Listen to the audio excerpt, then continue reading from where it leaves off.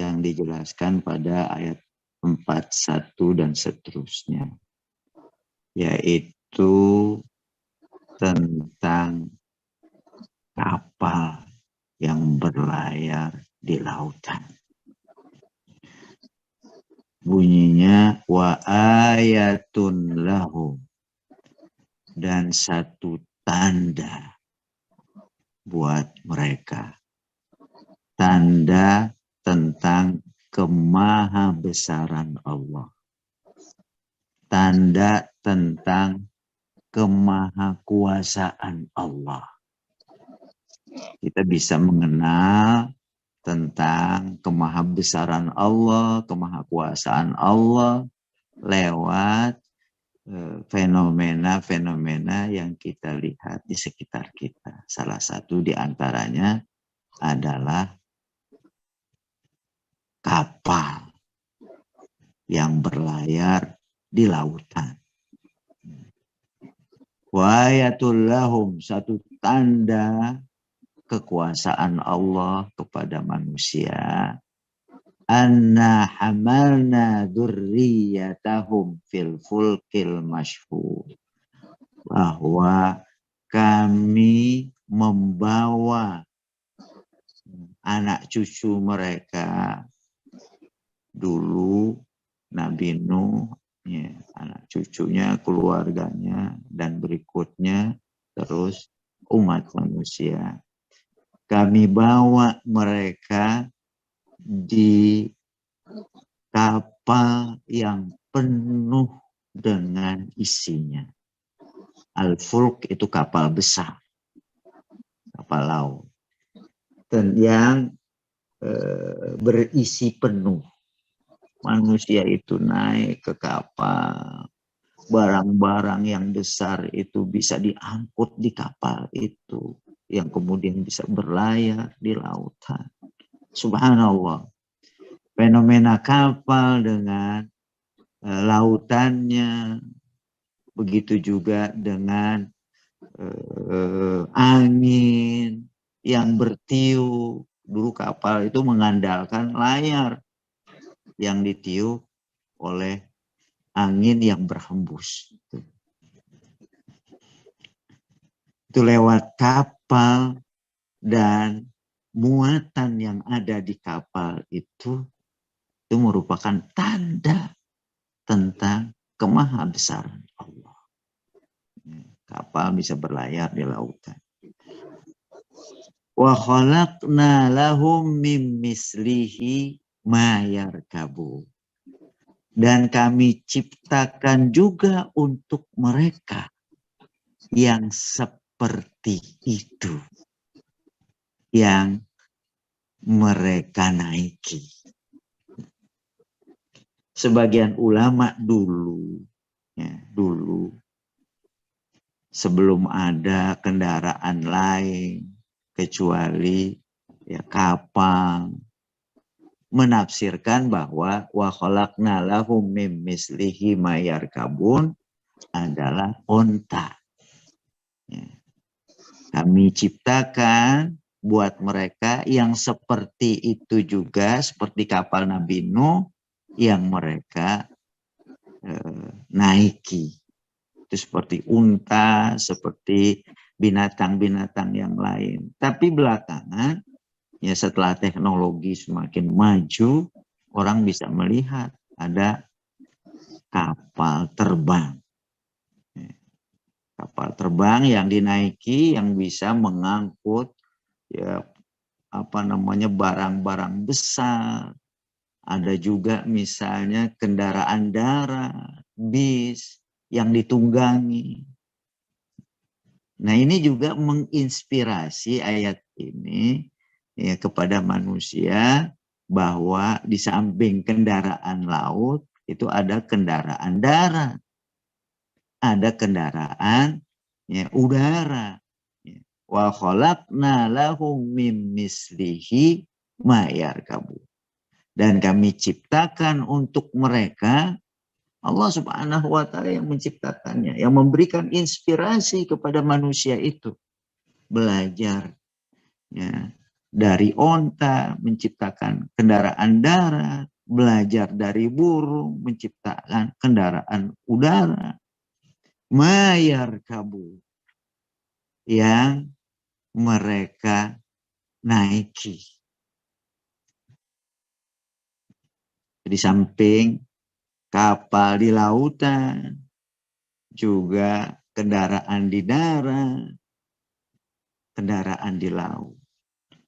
Wa inna nughriqhum. Kalau kami kehendaki, kata Allah, niscaya kami tenggelamkan mereka.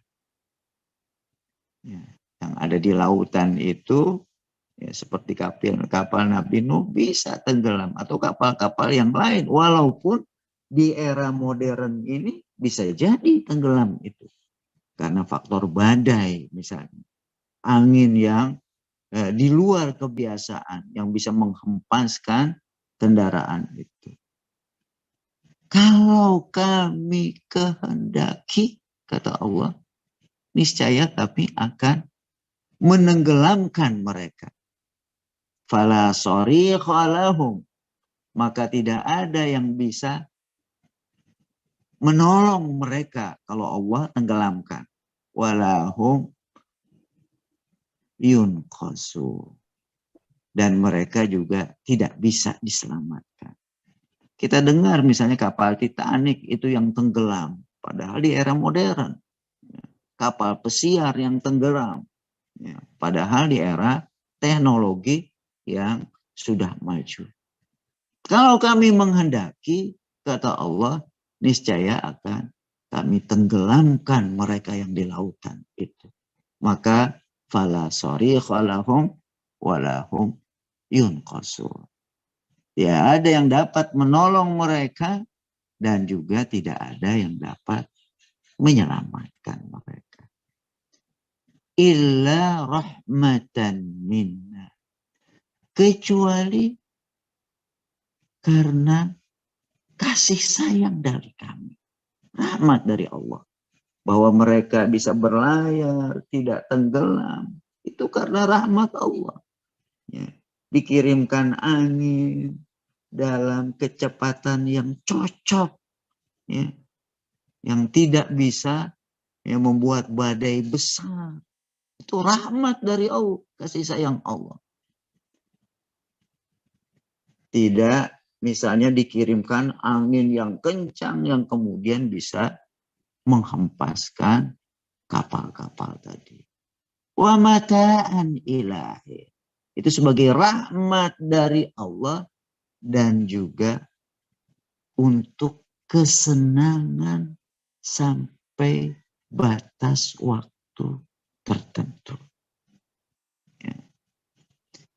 Bisa jadi misalnya kapal itu nggak tenggelam, tapi setelah misalnya mengalami perjalanan waktu yang panjang, kapal itu juga bisa jadi karatan. Nggak berfungsi lagi. Jadi besi tua.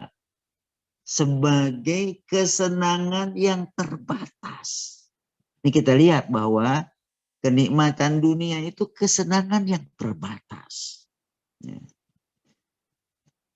Mata'an ilahin, sampai batas waktu yang ditentukan. Jadi ketika kapal itu berlayar, ya, manusia bisa menikmati, itu pada hakikatnya merupakan rahmat, kasih sayang Allah Subhanahu wa ta'ala kepada mereka. Dan juga sebagai kenikmatan sampai batas waktu yang ditentukan. Diberikan peluang kepada manusia untuk bertafakur bahwa nikmat itu juga sampai akan berakhir. Agar manusia itu bisa ngambil ibrah. Termasuk juga usianya akan berakhir. Ya. Kesenangan makan akan berakhir nantinya. Ya. Hendaknya itu bisa menjadi ibrah, pelajaran yang bisa menyadarkan kepada manusia untuk mengingat bahwa kehidupan duniawi itu tidak kekal. Kenikmatan duniawi itu terbatas. Selanjutnya pada ayat berikutnya, wa iza qila lahum anfiqu. Dan apabila dikatakan kepada mereka, mereka ini maksudnya orang-orang yang kafir. Apabila dikatakan kepada mereka, ittaqu ma baina aidikum wa ma khalfakum. Takutlah kamu terhadap apa yang ada di hadapanmu dan juga yang di belakang kamu. Jangan berbuat kesalahan, jangan berbuat dosa. Takutlah dari berbuat dosa di hadapan kamu dan juga di belakang kamu.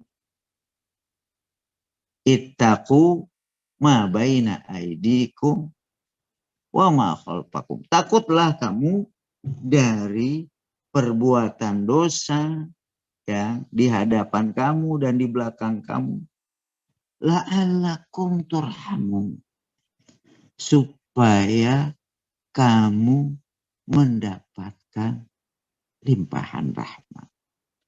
Ini satu kaidah pada ayat 45 bahwa ketika seseorang itu menghindar dari perbuatan dosa di hadapannya dan di belakangnya atau di sekitar dia, maka menghindar dari perbuatan keliru dan perbuatan dosa, itu akan berdampak pada datangnya rahmat dan kasih sayang Allah. La'allakum turhamun. Dan apabila dikatakan kepada mereka, takutlah terhadap perbuatan dosa, perbuatan salah yang di hadapanmu atau di belakang kamu, di sekitar kamu. Ya, perintah untuk menghindar dari penyimpangan-penyimpangan. La'allakum turhamun. Supaya kamu mendapatkan rahmat, kasih sayang Allah Subhanahu wa ta'ala. Karenanya sebagian ulama itu berkesimpulan bahwa perbuatan dosa yang dilakukan oleh manusia itu mengundang datangnya azab Allah. Dosa itu mengundang datangnya azab Allah Subhanahu wa ta'ala. Banyak sekali ayat-ayat yang menjelaskan fa'aghasnahum bizunubihim. Maka kami azab mereka dikarenakan azab mereka. Nah, menghindar dari perbuatan menyimpang atau dosa itu akan mendatangkan rahmat kasih sayang Allah. Kalau diingatkan kepada orang-orang kafir agar menghindarlah, takutlah dari perbuatan dosa yang di hadapan kamu, di depan kamu, di belakang kamu. Ya, hindarilah dosa-dosa itu agar supaya kamu mendapatkan rahmat kasih sayang Allah. Tapi ya, kenyataannya banyak di antara mereka yang tidak peduli terhadap peringatan tadi. Wa ma ta'tihim min ayatin min ayati rabbihim illa kanu anha mu'ridin. Tidak datang kepada mereka ayat di antara ayat-ayat Tuhannya, tidak didatangkan kepada mereka ayat, satu tanda di antara tanda-tanda kebesaran Allah, illa kanu anha mu'ridin. Kecuali mereka berpaling dari ayat-ayat itu. Diingatkan tentang fenomena alam, langit, bumi, matahari, bulan. Mereka nggak peduli. Tentang misalnya tanah yang tandus kemudian menjadi subur dihujani dengan air hujan. nggak peduli mereka. Tentang kapal di lautan diingatkan, nggak peduli mereka. Illa kanu anha mu'ridi. Begitulah sikap orang-orang kafir ketika diingatkan kepada mereka tentang ayat-ayat Allah, mereka berpaling dari peringatan itu. Mereka nggak respect terhadap peringatan tadi. Wa iza qila lahum anfiqu, dan apabila dikatakan kepada mereka berinfaklah mimma razaqakumullah, dari sebagian yang Allah berikan kepadamu. Kalau dikatakan kepada mereka, kalian sudah mendapatkan rezeki yang banyak, itu merupakan karunia yang Allah berikan kepada kamu, maka infakkanlah sebagian dari rezeki yang Allah berikan kepada kamu. Mereka bukan meresponnya secara positif. Qala alladzina kafaru lilladzina amanu. Maka orang-orang kafir mengatakan kepada orang-orang yang beriman, anut'imu man lau yasha'ullahu at'ama. Apakah kami akan memberikan makanan kepada orang-orang muslim yang susah-susah itu? Kalau Allah menghendaki, tentu Allah akan berikan makanan kepada mereka. Mereka berhujah ya, bahwa ya, orang-orang mukmin yang susah-susah itu juga dengan kehendak Allah. Ya. Kalau Allah menghendaki, tentu Allah akan memberikan makanan kepada mereka. Itu kalau diingatkan kepada mereka, berinfaklah dari sebagian yang Allah berikan kepada kamu. Jawaban mereka ya, bahwa sekiranya Allah menghendaki, Allah akan berikan makanan itu kepada orang-orang yang beriman. Pintar berdalih mereka itu. Tapi alasannya sebetulnya karena mereka tidak mau memberikan rezeki yang begitu banyak yang Allah berikan kepada mereka. Gak sadar. Ujung dari ayat ini, in antum illa fi dhalalin mubin. Kalian tidak lain kecuali dalam kesesatan yang nyata. Ini bisa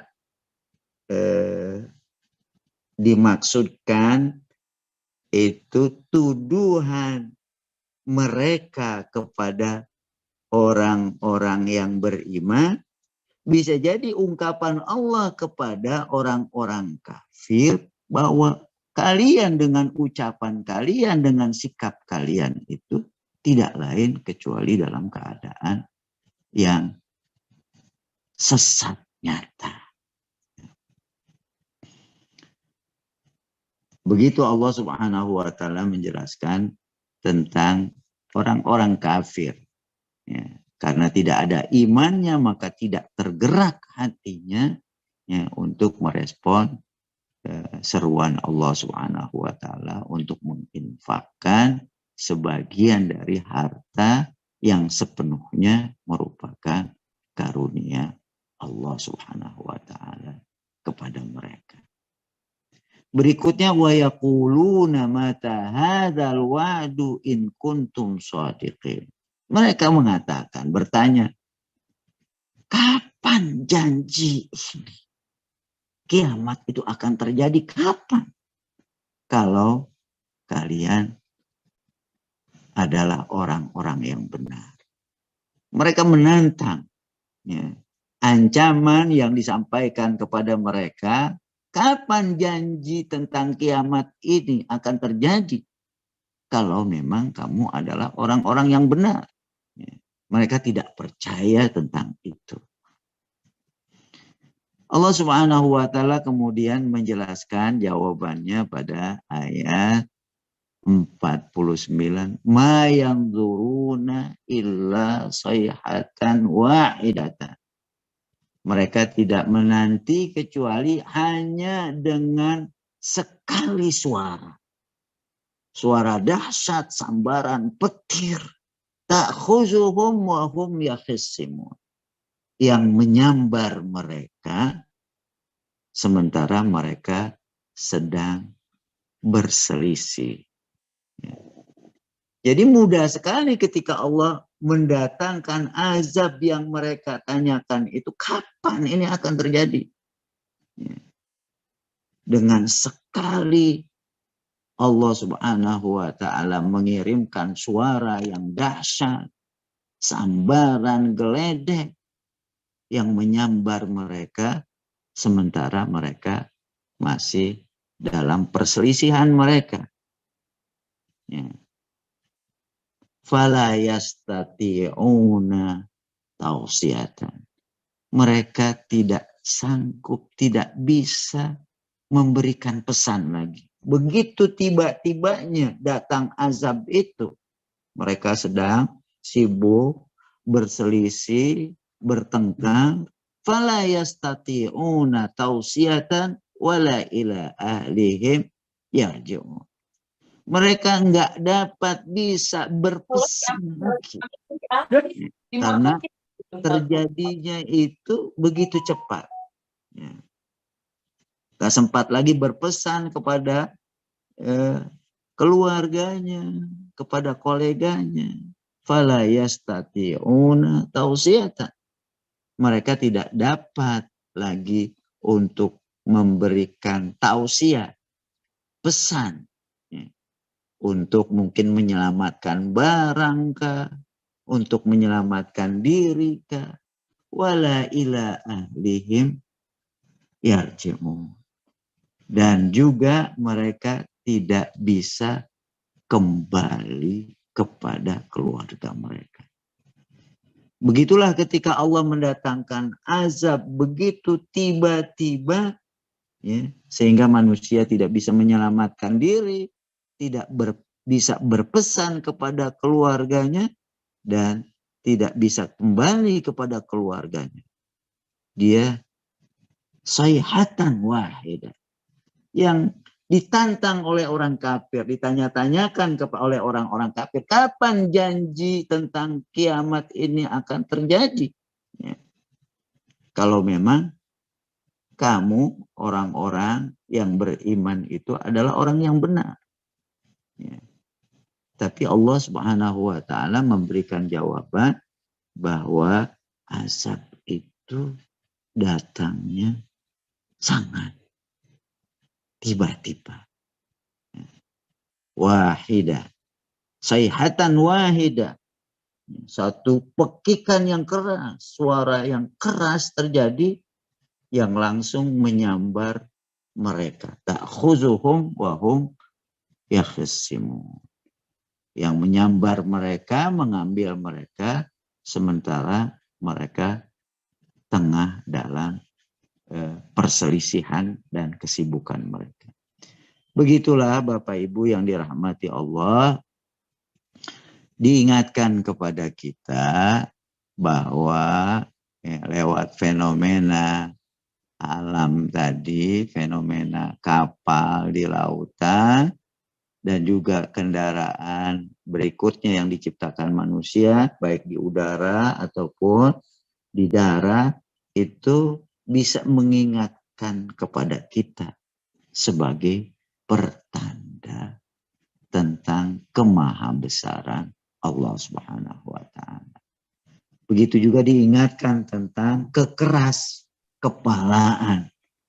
Keras kepalanya orang-orang yang kafir itu ketika diingatkan jangan terus-menerus untuk berbuat penyimpangan, ya, tapi mereka enggak peduli.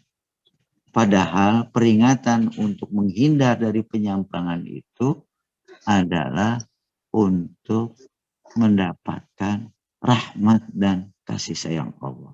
Ketika diingatkan untuk berinfak kepada mereka, dari nikmat Allah yang begitu banyak diberikan kepada mereka, mereka mengatakan, ya, kalau memang Allah menginginkan, tentu Allah akan memberikan makanan kepada orang-orang yang membutuhkan itu. Ya.